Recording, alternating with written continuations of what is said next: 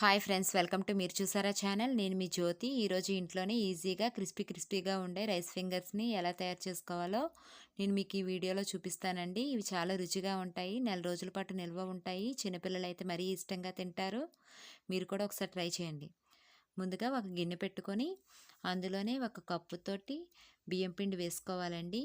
దీనిలోనే 1/2 tea spoon కారం కూడా వేసుకోవాలి,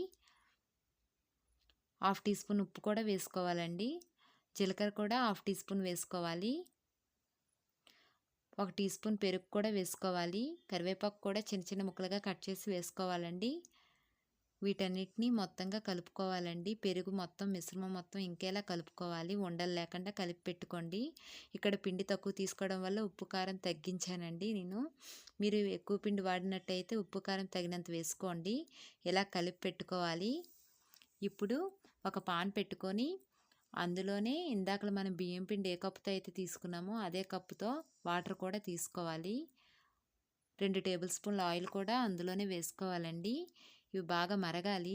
ఇలా మరుగుతున్నప్పుడే ఇందాక మనం కలిపి పెట్టుకున్న పిండిని తీసుకొని ఇందులో వేసుకోవాలండి. ఉండలు లేకుండా మనం కలుపుకోవాలి. ఒకవేళ వాటర్ ఎక్కువైనట్టయితే కాస్త ఎక్కువ పిండి వేసుకోండి. చూసారు కదా, ఇలాగా పిండి చల్లారాలండి. ఇది చల్లారేలోపు ఒక రొట్టెలపీట మీద మనం కాస్త ఆయిల్ వేసుకొని దాన్ని మొత్తంగా రాసుకోవాలండి. ఇలా రాసుకుంటే మనకి పిండి అనేది అంటకుండా ఉంటుంది.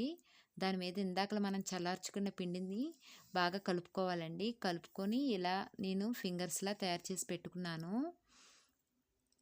చూసారు కదా, ఇవన్నీ ఫింగర్స్లా నేను తయారు చేసి పెట్టుకున్నాను.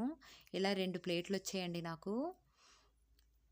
ఇప్పుడు డీప్ ఫ్రైకి ఆయిల్ పెట్టుకోవాలి. దీనిలోనే బాగా ఆయిల్ మరుగుతున్నప్పుడే మనం ఇందాకలా చేసుకున్న ఫింగర్స్ ఉంటాయి కదా, రైస్ ఫింగర్స్, అవి తెచ్చి వేసుకోవాలి.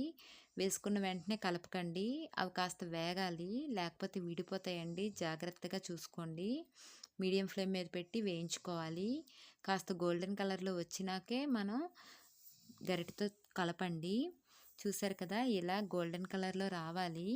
బాగా గోల్డెన్ కలర్లో వచ్చిన తర్వాత వాటిని తీసి పెట్టుకోండి. మొత్తం అన్నీ వేయించుకోండి. ఇలాగే మొత్తం అన్నీ వేయించుకొని పక్కన పెట్టుకోవాలి. చూసారు కదా, రైస్ ఫింగర్స్ రెడీ అయిపోయి. ఈ వీడియో మీకు నచ్చినట్లయితే లైక్ చేయండి, సబ్స్క్రైబ్ చేయండి, పక్కనే ఉన్న గంట సింబల్ని ప్రెస్ చేయండి, ఆల్ బటన్ని కూడా ప్రెస్ చేయండి. మన వీడియోస్ని తరచూ ఫాలో అవ్వండి. కామెంట్ సెక్షన్లో కామెంట్లు కూడా చేయండి.